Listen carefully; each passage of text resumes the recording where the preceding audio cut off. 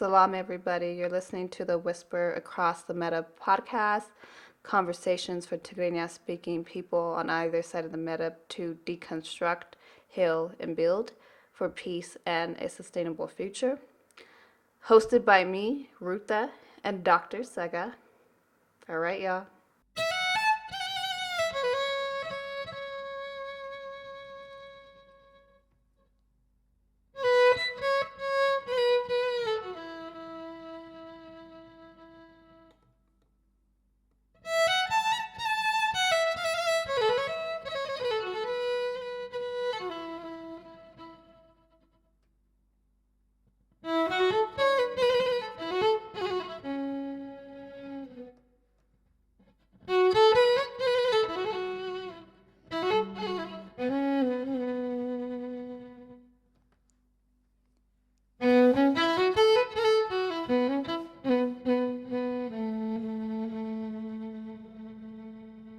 We have accounts from people who've seen it themselves, primary evidence. We've also got some secondary evidence as well.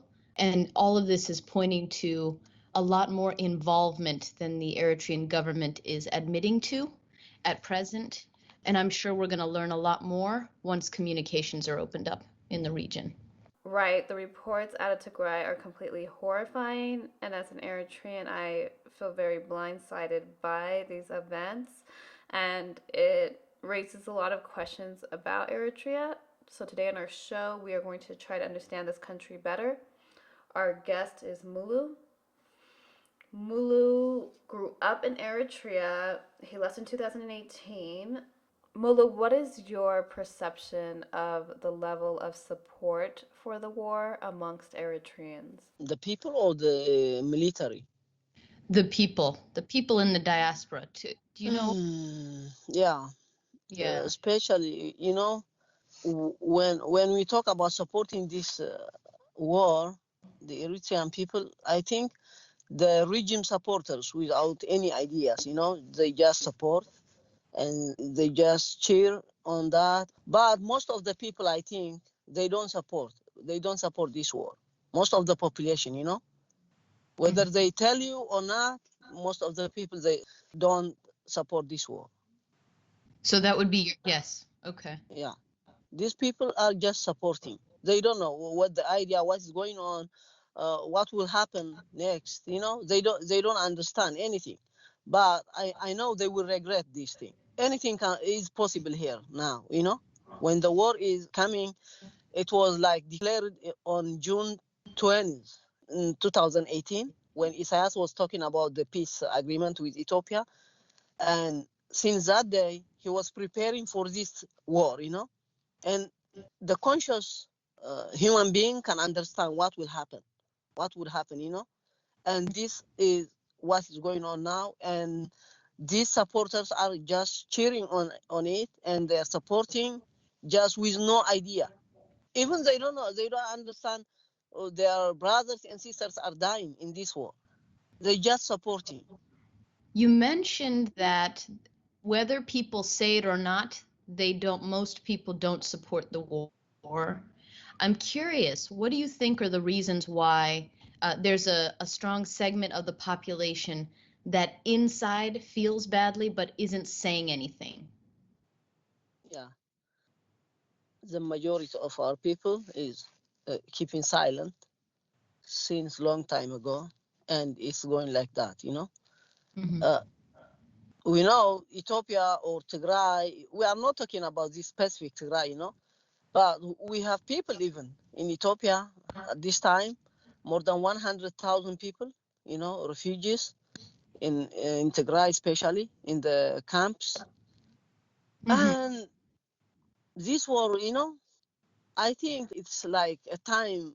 The mechanism for Isaias to declare this war is a timing of the consequences, when Ethiopia or Tigray keeping these refugees more and more and more, something could happen, for Isaias, and he is trying to destroy this first.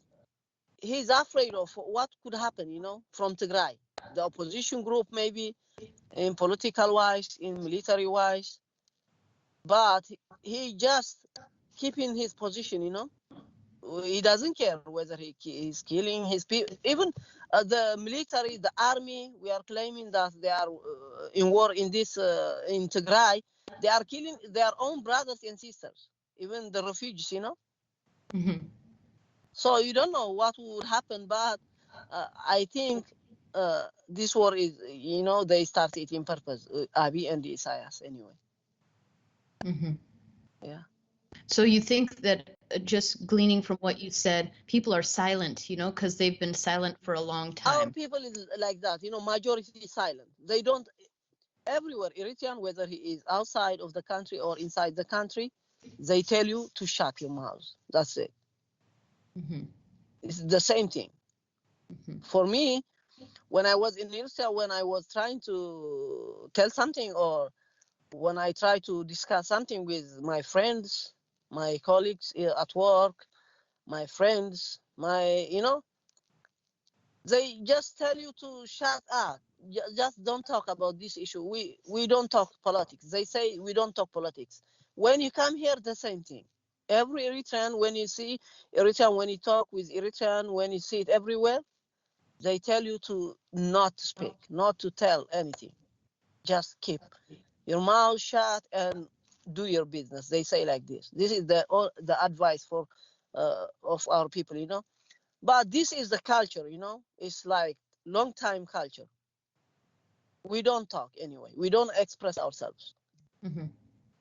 This Mm-hmm. is a culture, maybe, I don't know, like 70% or 80% of the population doesn't tell anything. Just they know what is going on. They know what Isaias is doing is a bad thing. But they don't express it. They don't like to express it. I don't know. And Mula, that reminds me of what you told me about the church, the Orthodox Church, when we lost a group of young people in the sea. They didn't mourn. Yeah, as I told you, inside Eritrea is you don't think about it, whether people are dying or not, or whether they are being sold in the desert. It doesn't matter. It's in no way. But here, everybody is free. You think like that. They are living in America for 25 years, 30 years, 4 years, but they they don't do these prayers for these people who died. Like 360 people are just they're being kept in grave in Italy, and they don't do anything for them. But they were fighting each other because some of them were saying we have to pray for these people, we have to mourn. But most of the priests or the church leaders, they don't accept this Mm-hmm. because they're afraid of the government. They want to go Eritrea. They want, when they died, they want to be buried in Eritrea. I don't know. This is not a business. I think when you die, whether you are buried in America or in Eritrea, it's the same. But these people are people. This is the culture. They think, the life after death. They want to be buried in Eritrea. It's cultural, it's cultural. Yeah, it's culture. Maybe some people say they have the connection with their land or something like that. This is not. It's not like that. When your kid, when your son is died, you don't mourn for him, you don't pray for him. This is not a culture, by the way. This is, Oh, I don't know. This oh, is simply you. mm-hmm. You put yourself you put yourself in the position of a robot. Your boss can put something in your head and you do what he wants. I understand so you're saying not being able to mourn is like being a robot. Okay, I It's understand. not allowed for you to mourn free. You I know, see. Mm-hmm. you don't. It's not allowed for you. Uh-huh. Yeah, you have to have the permission from the office in Asmara, even to cry for your son. Sometimes this seems crazy, but this is the reality. Yeah. What kind of history did you learn about Eritrea and Tigray? You know, I don't know who brought this history, or who I don't know who made the history, but we always, when you go everywhere in Eritrea, especially in the lowlands, even in the highlands, it's like these Tigray people are not good people, you know. We learn that way, you know. They are not good people. These people are like, you know, there is a road the way from Asmara to Karen. You know Karen, right? Mm-hmm. So Tigray, is that what it's called? Tigray. It's like, you know, it's not a straight road. It's like, you know, it's in on the mountains, and it's like a zigzag thing, you know. This is Tigray. This this explains to you that these people of Tigray are not good people. They don't have like honesty or something like that, you know. Mm-hmm. But in reality, when you see them, in reality, we have many friends as families, are, you know, as like our age. We know many people from them. Even some friends are, you know, in a place which is different. But these people are nice people, by the way. They are the same like us anyway. They are the same like us. They have the same culture like us. They have the same religion like us, you know, norms, values, the same like us. But there is something, you know, there is a power which tells us these things, these bad things, to have it in our hearts. And but when the border thing was, you know, when the border was opened, when you see the videos in that day, you see the reality, how the people feels, you know. Mm-hmm. I have a. But you know, Oh, yeah, go for it. yeah. But now they want the same thing to continue, the same feeling of the people to continue, you know. They declare war and they are killing people, you know. They want make the history again, these bad things, you know, this bad history of Eritrea and Tigray, the difference. They just want to tell you, you are different from them, you are not the same like them. They want to tell you this. Mm-hmm. Yeah. So Yeah. when you say we were taught that Tigrayans are not good people and things like that, Yeah. was there a difference between the elders, the older people, and the younger people in their perceptions of Tigrayans? It's the same almost. It's the same, especially for these lowland people. You know, these lowland people. We even you know, it's not only about the other ethnicity in Eritrea. It's even we the Tigrinya speaking people. We we know that uh, there is the what do you call, a checkpoint from Asmara to the way to south. You know, in Godaiv, there is a checkpoint. Mm-hmm. What these Tigrinya speaking people, you know, from Asmara or from other people, they claim that from that checkpoint, uh, this is Tigray. They call it Tigray. It's in Asmara. The checkpoint is in Asmara. They tell you from Godaiv to south is Tigray. These are Agame people. They tell you like that. Mm-hmm. And our borders are by Italians. So I think, you know, when you want to control people, maybe strong people, you know, you have to put these ideas in place, and you put the borders on the land, and you put the ideas on the head of the people. And you know, it started from that time, I think, from the day, or from the time the borders are in place. I think these differences, these ideas are coming from that, I think. Mm-hmm. If you want to control people, you don't have to unite them. You have to separate them, you know.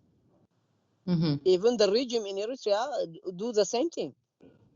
You are Hamasian, he treats you, you are Hamasian, you are different, you are like this.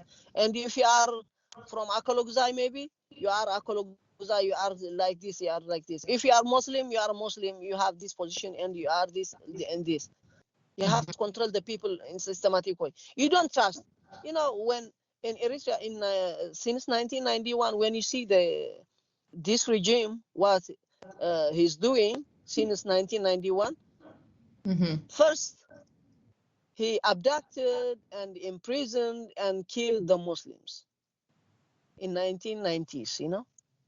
When they first came, they they they killed and abducted, they come at night and they take you and you disappear forever. They do these things first for the Muslims, then for the Jehovah Witness, then for the Pentecostal, then for the Orthodox Church, then for everybody now. This is the way.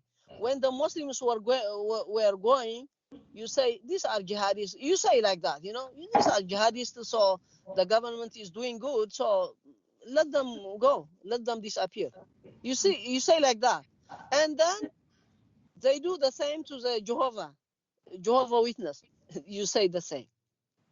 When they do to the Pentecostal, you say the same.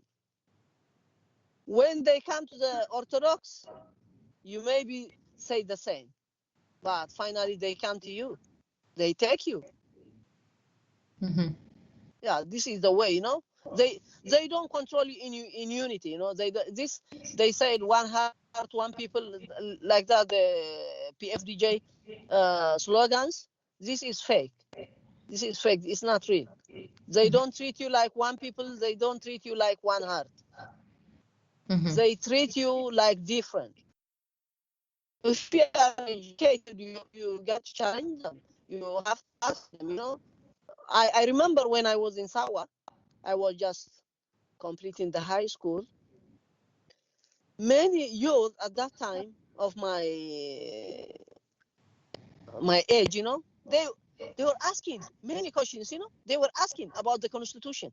They were asking about parliament. They were asking about elections. This was a risk for them. This was a risk for them. The minister or the general who make the meeting, just they were like angry, and they just point at you and they warned you. So you have to flee at that night. You don't stay. You have to escape to Sudan or somewhere. If you are like that person, if you ask on these gatherings or meetings, when you ask something, you are at risk anyway. You are smart. You are trying to challenge them, so they don't sleep.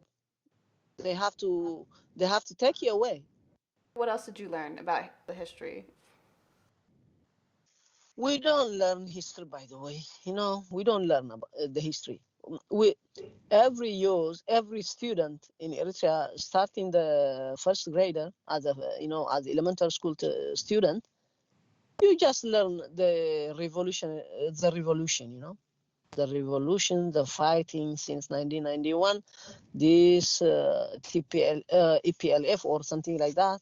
They do this and this and this. They burn the tanks. They control the towns. They died. These things only. You don't know the history, at all. It's not like history, like small stories of personal things. But you don't learn this. You learn about this fighting and fighting and fighting during the revolution. Maybe even you don't have even the concept of that revolution, but they try to teach you this. They give you highlights of these things. They give you in 1961 Awate was starting this and this, and in 1991 the EPLF brought independence for Eritrea. This is our flag. In general, the Eritrean struggle for independence. This is their title. When they are teaching you, only these things. The ELF is not like more of the studies. The more they teach you the EPLF only. Most of the time, they tell you about the EPLF. They don't treat you like a fighter. Even on your documents, there is a sign for you. Wherever you go. What about the TPLF? Is it mentioned that some of those battles were fought with the TPLF? No. They don't tell you about TPLF. Just curious, did you learn anything about Ras Alula, Emperor Oh, Yohannes? No. Did you You know don't. what Aksum was, for example? Just curious. Yeah, I think in high school, I was learning about a small thing about Aksumite kingdom. This, because the African history was included, so Aksumite kingdom was there. But I don't remember much. Even we don't learn about Ras Alula, we. I remember Bahat Hagos, the Gyat Bahat Hagos. I don't know, something about a small history, about Aksumite kingdom, a small thing. We don't learn that much. So one other question, just to follow up. In the Kabasan, the highlands, where the primarily Tigrinya speakers are living, the elders, the older people, Yeah, did they see Tigray the same way that the younger generation did, those born after 91? yeah. These older people, they brought these full ideas to us. By the way, Interesting. yeah, So it's everywhere. It's even in the rural areas? yeah, everywhere. When they treat this a guy from Tigray, they treat him like a slave. Sometimes. Mm-hmm. I remember there was a guy who was Orthodox. He is Tigrinya speaking guy, but he is from Tigray, and he was living in my grandfather's village, and he was serving them. He was serving. He was working on the farm fields. He was helping them, just any jobs in the house and in the farm fields, but they treated him like, I don't know, like, not, you can't treat human being like that. They give him food, of course. They Mm-hmm. don't give him much money for that, for what he was doing. Mm-hmm. They our people put their our people put their position, like steps, higher steps. You are like Borgia's thing, and this guy is a slave for you, so you treat him like that. But these people are poor.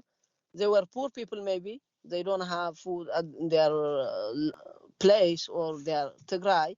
But when they come to Eritrea, they were just working for cheap things, cheap works. You don't give them money, but they were hard workers. They are smart people, of course. They are human beings, but we treat them like, I don't know. When I remember these people, I just wondering now. How do you feel about, you mentioned the term agame used before. We don't know even Agame is a place in Tigray. We never know. We don't understand. Agame is like, we call it arfi in Tigrinya. It's like insulting someone. Agame. If you say him Agame, if you call him Agame, he is angry to you. Especially the youth, they feel angry, but they don't do anything to you. When you call them Agame, they feel angry. Even they don't understand this Agame is a place in Tigray, by the way. Even they don't understand, I think. But for us, it was like insulting to them, We call them Agame, you Agame. When you call him Agame, he feel angry, but he can't do anything because he's a refugee in Eritrea at that time.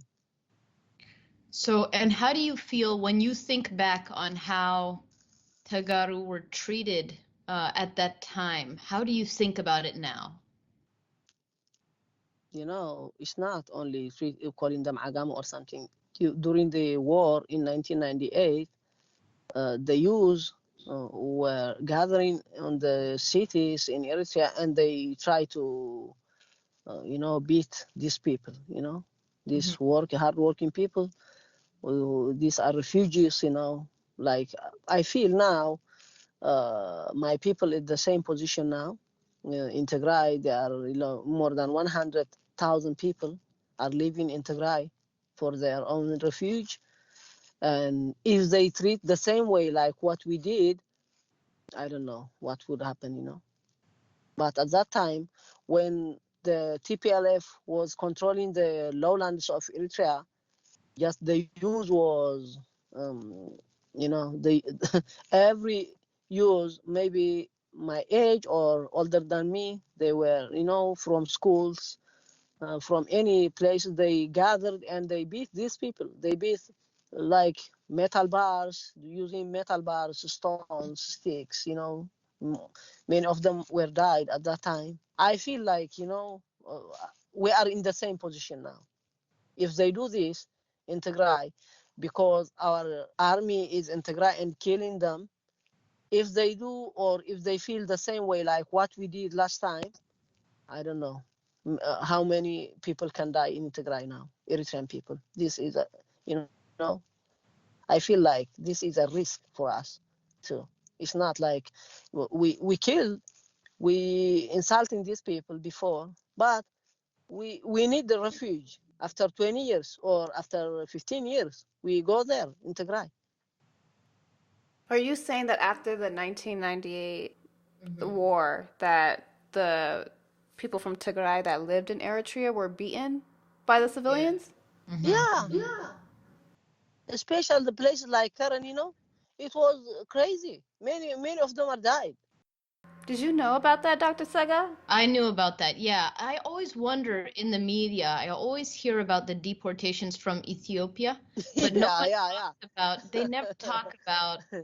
all Yeah. of the Tigrians that were killed and deported by civilians, really, in Eritrea during the war. Yeah. But let me tell you, there was a police officer around my neighborhood at that time, a PLF fighter, and he was a police. He was not protecting these people. When he was talking to my dad and my mom, he was telling us like he's feeling proud of what he was going on. He was not protecting these people. At that time, I believe there were other ethnic groups from Ethiopia in Eritrea where they treated in this way.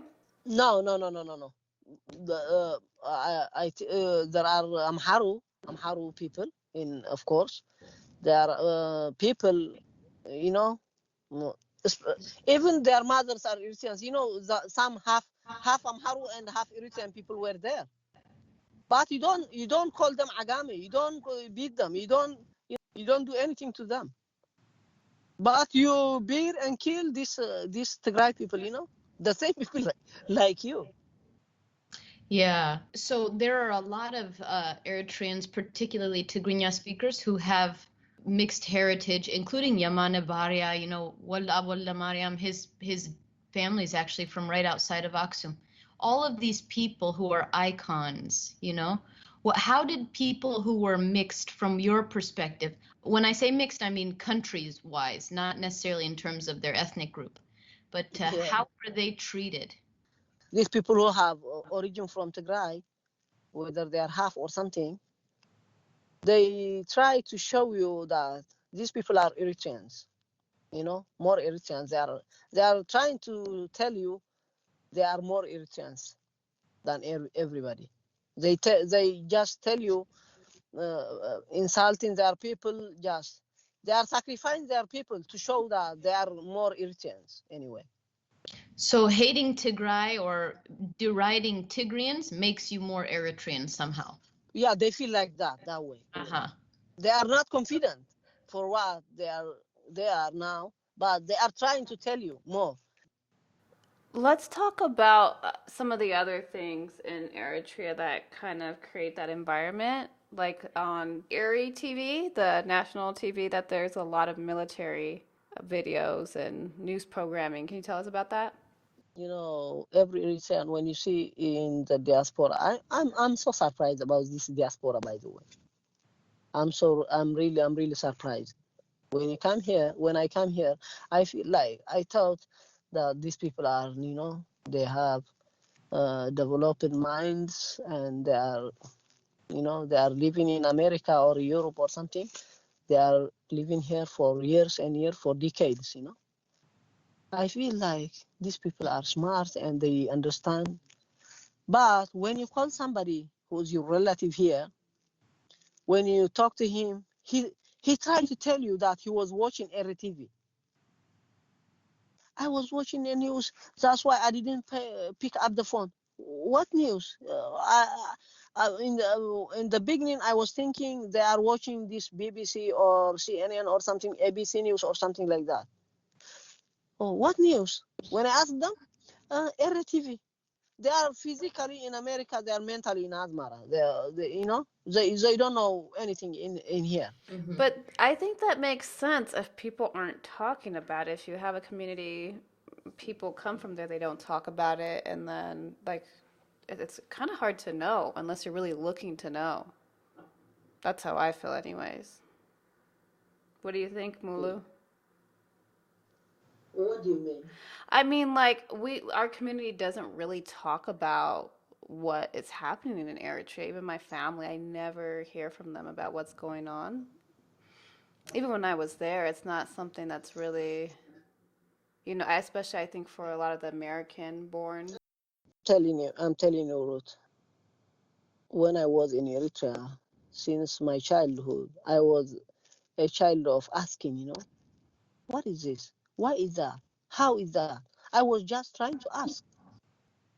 But when I asked them these things, everybody is shouting at me. They try to stop me. They try to stop me every day. So the same thing is here. They don't express themselves. They don't tell their experiences. They don't tell their kids uh, what was going on. Uh, just they keep watching the TV with their kids, and they are watching these dramas. They don't give them news. They just put dramas, comedies. The 24 hours when you watch RTV, you see these things. Like a YouTube channel. RTV is acting like a YouTube channel. Why the people is locked in their houses? No transportation in Eritrea, no schools in Eritrea, no work in Eritrea, no economy in Eritrea. They don't tell you like these things. They just tell you dramas, comedies. You laugh the whole day. Mm-hmm. Do you think, just to pivot to the war now, do you think people in Eritrea right now understand or know what's happening in Tigray? Do they know that Yes, they're involved in the war? yes. They don't understand. Yes, what's happening. What do they think about it? Do you get a sense of what they think? Did they have a choice? What's going on?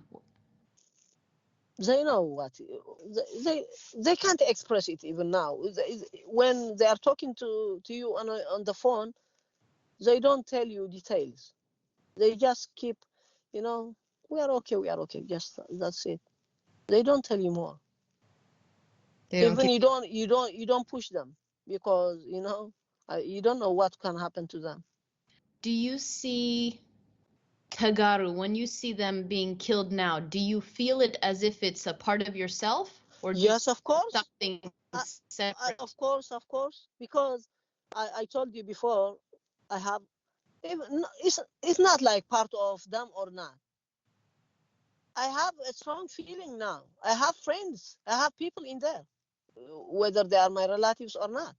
They are not my relatives, of course, but I have many friends in Tigray. They are living still in Makale. Families. They give me a refuge when I flee Eritrea for they gave me my private room, my bed. They treat me like a king. When I crossed the border in 2018. They gave me shelter. They gave me food. I don't know. What can I tell you now? I'm so worried about these people now. I just tried to call them like many times before, and I talked to them recently. They are alive, and I got relief a little bit. And but I feel yes, they're being tortured, killed, raped. I don't know what to tell you, but this is this kind of, if you are a human being, it's not you don't need to be a part of them or not. You don't Mm-hmm. need. Yeah, you are human beings, they are human beings. They have the right to live in this world. They do. Yeah. Do you have an understanding based on your experience in the military? Why do you think, because you hear some Eritreans saying, oh, our soldiers would never do that. They would never loot, for example. They would never be committing all of these atrocities. But then you hear from people on the ground that they are, in fact, doing these things. What do you think about that? Everything is possible. Everything is possible. I called two people and they have their phone and they told me these phones are from these people. How do you That's get this phone? How do you get this phone? I said, told me, we got this phone from Tigray. That's it. So I don't have to go further.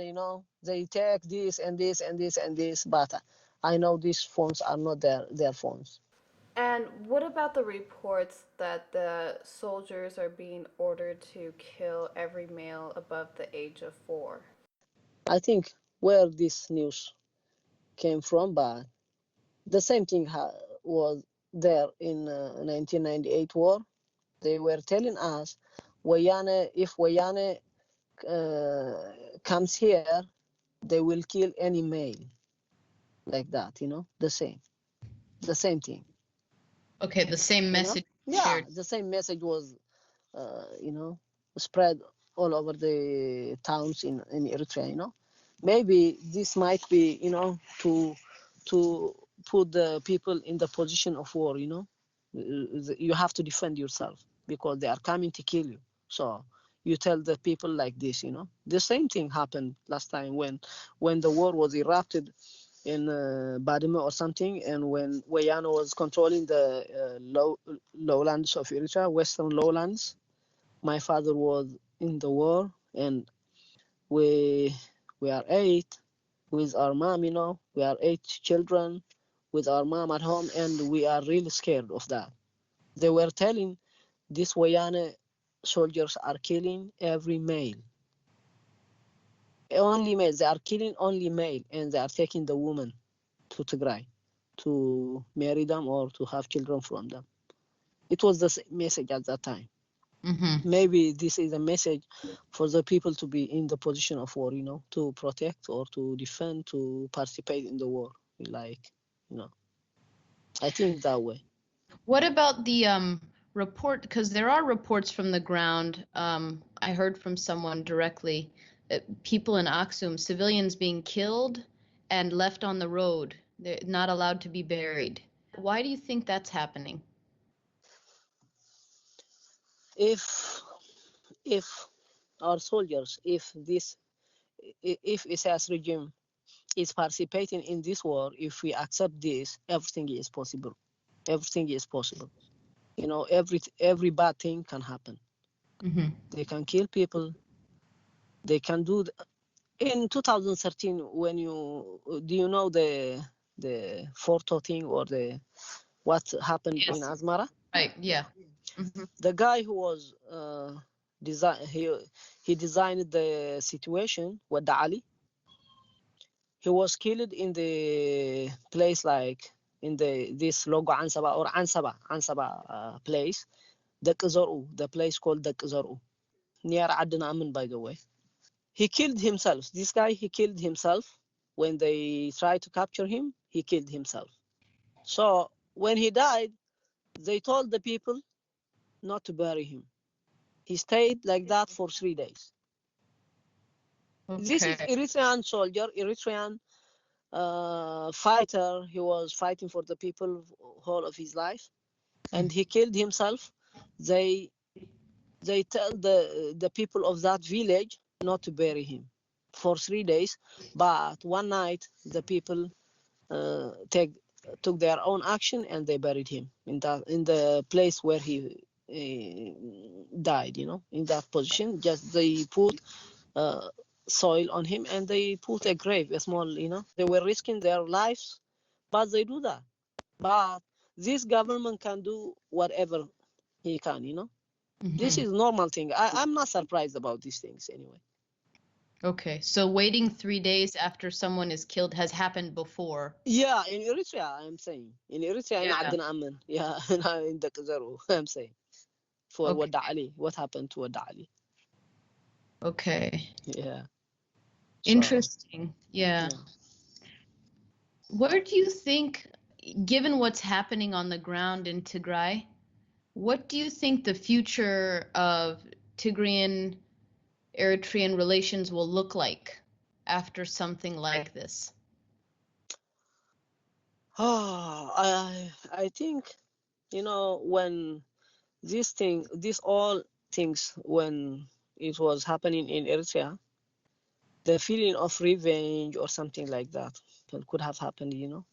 But I think the Tigray people, I don't know, is now it's going beyond their capacity, but they are still, they are preaching like, when someone is killing you, to tell about peace or about brotherhood with the people who are trying to destroy you. I don't know, it's hard, but they are trying to do the good thing. They are trying to tell good things. They need relations, they need peace, they need this brotherhood to continue. But I don't think so. If this was happening in Eritrea, I don't know, it could not be that way. But we are lucky this happened in Tigray. I think these people, even they are not trying to put pressure on the refugees in there. They are just living the same. They are being killed, they are being, everything is happening to them, but they are still keeping our people. It's amazing. Mm-hmm. But what if this this this happened in Asmara? Maybe if this was in opposite, what could have happened? What do you You think know? happened? Yeah. What do you think? It's opposite. Everybody could shout. Everybody could say, we have to kill them. We have to destroy them. We have to fight. But it's in opposite now. We are killing them. Our own soldiers are doing all the bad things to them, but they are still patient. They are still patient. I don't know, but revenge can happen anyway. Mm-hmm. Yeah, What would you like to see in the future? What do you hope to see? I don't know if these dictators are alive. We will continue this way. I'm pretty sure we will fight. We will fight. We will keep fighting. But I would like to see these people. They they deserve peace. By the way, they deserve peace. They deserve. We can have borders. We are two countries, maybe. We have borders, but finally, we have to respect each other. We have to respect them, even us. Me, as Eritrean, I have to respect them. I know they respect me. I'm sure they respect me. Uh, they treat me like their brother, their brothers. But I have to respect them anyway. Every Eritrean should have to respect these people. Tigray people is not a strange people. They are not aliens. They are not from Mars or somewhere. These people are our neighborhood, our brothers and sisters. They are living with us you know, we are one people for hundreds of people, by the way. It's not like other people. They are not strangers. We cry for the people of Sudan. We cry for the people of Yemen. We cry for the people of Afghanistan. We cry for the people of Syria. So what happened? We are laughing on the people of Tigray. It's so This sad. Eritrean bullshit, yes. Very sad. Yes. These So, are the same people like us. These people are our people, by the way. We have borders for sure. Every country can have borders, but we have to respect the people overall. It's not about the boundaries. It's not about the map.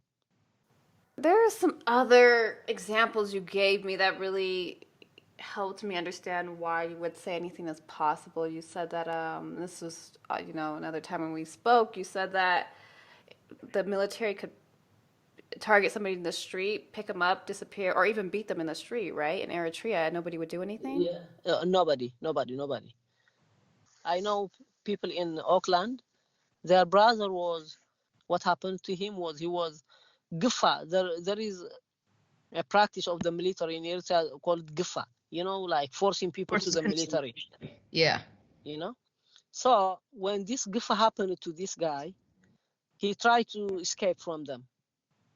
He jumped from the truck, and one of the soldiers fell down on the street, and I don't know what happened to him, but they captured this guy and they beat him to death, in 2004, I think.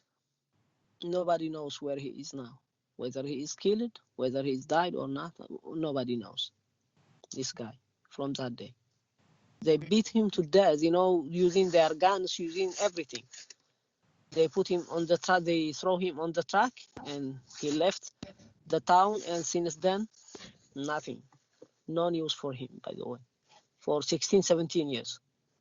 There was a time when the Eritrean government had a shoot and kill policy if somebody tried to flee.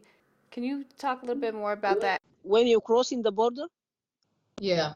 Into they can shoot. Tigray. I Yeah, know different policy. yeah. Different policy. When you go to Sudan, they can put you in prison for 1 year maybe.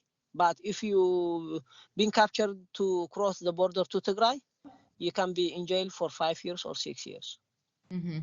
Yeah, this is different policy. You don't go to your enemy. They tell you like that. Still, the Tigray people or the Wayana are still your enemies. They are telling you that, but you are still trying to get refuge to the land of Wayana, by the way. This is amazing. If somebody is playing by your head, this happens. You don't even know who your enemy is. You don't know. This is a confusion happening in Eritrea, in Eritrean people. Everybody they can tell you Wayane is our number one enemy. How? Why did you flee from your home? No, because of Wayane. Some people can tell you proudly. Wayane was leading Eritrea or something. No. They can't do that. But our number one enemy is Wayane, which is amazing. You can't talk with them again. When you crossed into Tigray, when you were welcomed by that family, you said in Maqala, I'm sure you went to one of the 4 camps there first. Is that right? No. I didn't go to the you camps, didn't by go the to a way. camp. Yeah. Oh, okay. So you went directly to To Maqala? Addis Ababa, To Addis. from by staying 10 days in Mekelle, and I just left to Addis Ababa. Okay. Yeah. How did you feel when you got to Tigray initially, when you crossed over? When I first crossed the border, I see Sana'a. Before I crossed the border, Sana'a is, you can see the difference. Like a few miles away, there is heaven, and you are in Sana'a. Sana'a is nothing. It's not a town. It's not a village. It's like, you don't get a cafe or a restaurant in Sana'a. When you cross to Adigrat, in my mind, Adigrat was like most rural area, nothing road, no roads, no cars, no hotels or something like that. I think about Adigrat even since my childhood. But when I go to the city, to the town, when I see the infrastructure, the people, the transport, everything, I was really shocked. When I see Adigrat, I'm not saying Maqala or Addis Ababa or somewhere. In Eritrea, when you want to use the internet, you go to the internet cafe, you pay like 20 nafa for an hour, and you use your net, your Wi-Fi service, in Eritrea. It's like that. Now it's being shut down for 1 year now, but before I was paying 20 nafa for 1 hour service. When I go to Adigrat, I want to use internet, and I ask people on the street. They tell me, what do you say? Internet cafe? We don't have internet cafe here. I want to use internet, I said. Well, come. They let me go to a small tea shop, a small, like, you can't sit more than 5 people in that place. One lady was serving tea, only tea. You can pay for that tea 1 birr. 1 birr for the tea. You have a beaker of tea, and you sit, and you use your internet for free. When I try to find hotel to stay for that night, I see like hotels, I never see before. You can't see a hotel like that in Asmara. Asmara is the capital city of Eritrea, You can't see any hotel like that in Asmara. You see the hotels, you see the population, you see the transport, you see the roads, you see the roundabouts in Adgrat. This is not Adgrat. I might be. I was trying to find myself whether I am in somewhere in Europe or somewhere. I don't know. I feel like that, honestly. So the next day I went to Magale. When I see Magale from far, I was really, I don't know. A friend was with me. Hey, they tricked us, This EPLF tricked us. See Tigray and Adgrat, and you look to Magale now. What they did to us, They tricked us anyway. And how did you find the people? How did they treat you? These people, they were my neighborhood before 20 years in Karen. One guy from the family lost his mom in Eritrea. She been abducted and disappeared forever, for 20 years now. In 2001, they took her from the bus when she was traveling from Hagaz, a small town around Karen, 25 kilometers to the west of Karen. There is a town called Hagaz. She was working in Hagaz.